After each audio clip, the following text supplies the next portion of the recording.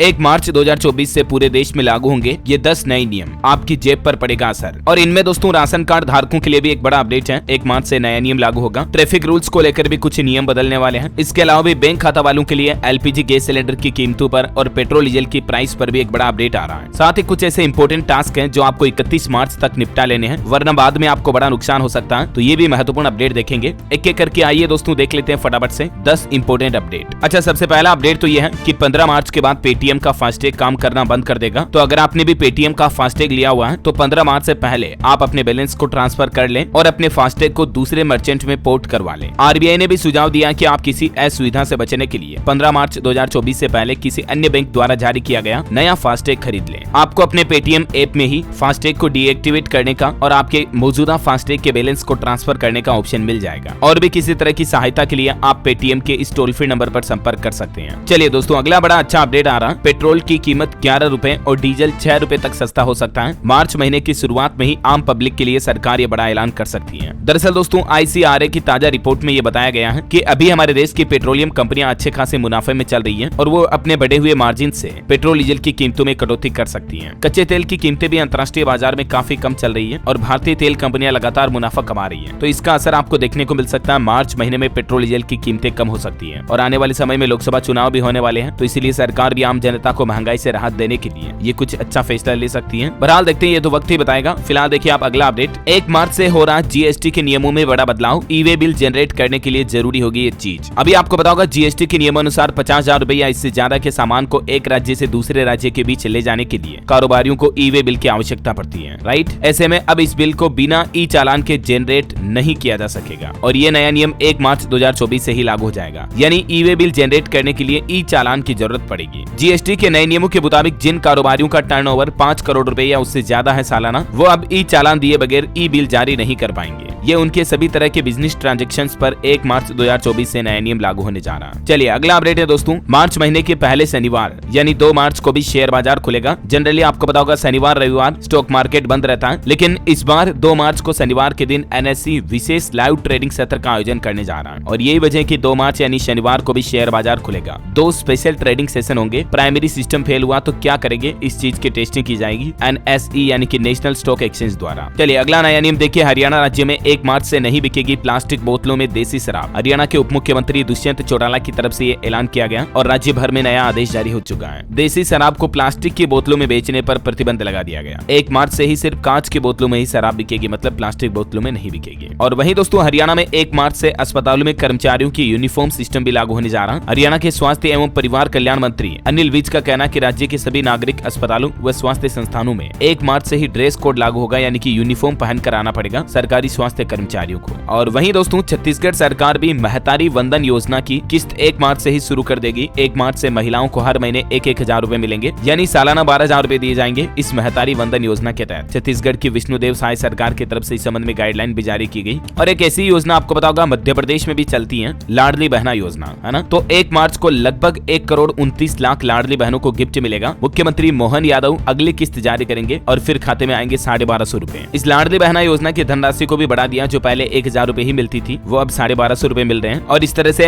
मध्य प्रदेश की करोड़ों लाडली बहनों को 1 मार्च 2024 को यह गिफ्ट मिलेगा। 10वीं किस्त जारी की जाएगी MP सरकार को। वैसे हर साल 10 तारीख को आती है किस्त, लेकिन इस बार 10 मार्च को नहीं बल्कि 1 मार्च को जारी कर दी जाएगी। और वहीं लाडली बहना आवास योजना की पहली किस्त भी 1 मार्च को मिल जाएगी। और भी ये लाडली बहना आवास योजना के बारे में महत्वपूर्ण जानकारी आप देख सकते हैं। और अगर आप इस योजना से जुड़ा अपना स्टेटस चेक करना चाहते हैं तो इसके लिए भी ये इंपोर्टेंट स्टेप्स हैं, इन्हें फॉलो कर सकते हैं। ऑनलाइन आप इस पोर्टल पर जाकर के यहाँ पोर्टल पर आओगे तो आपको सारी इन्फॉर्मेशन लिंक्स मिल जाएंगे। चलिए दोस्तों अगला अपडेट देखिए। हिमाचल प्रदेश में 1 मार्च से कर्मचारियों को लीव एनकेशमेंट ग्रेच्युटी और PG डॉक्टरों को अब 33 की जगह 40,000 का वेतन मिलेगा। हिमाचल की सुखविंदर सिंह सुक्खू सरकार मार्च से ही कर्मचारियों को लीव एनकेशमेंट और ग्रेच्युटी का लाभ देने का फैसला किए हैं और भी ज्यादा जानकारी आप देख सकते हैं इस बारे में। और वहीं दोस्तों आपको पता होगा IPL 2024 के क्रिकेट मैचों का शेड्यूल भी जारी हो चुका है। अगले महीने मार्च में ही 22 तारीख से ये टूर्नामेंट शुरू होंगे। पहले चरण के 21 मैचों का शेड्यूल जारी हुआ। 22 मार्च को पहला मैच CSK वर्सेस आरसीबी के बीच ओपनिंग मुकाबला खेला जाएगा। और भी किन किन तारीखों को किन किन टीमों के बीच मैच होने हैं, जिसकी ये पूरी लिस्ट भी आप देख सकते हैं स्क्रीन पर। चलिए अगला अपडेट है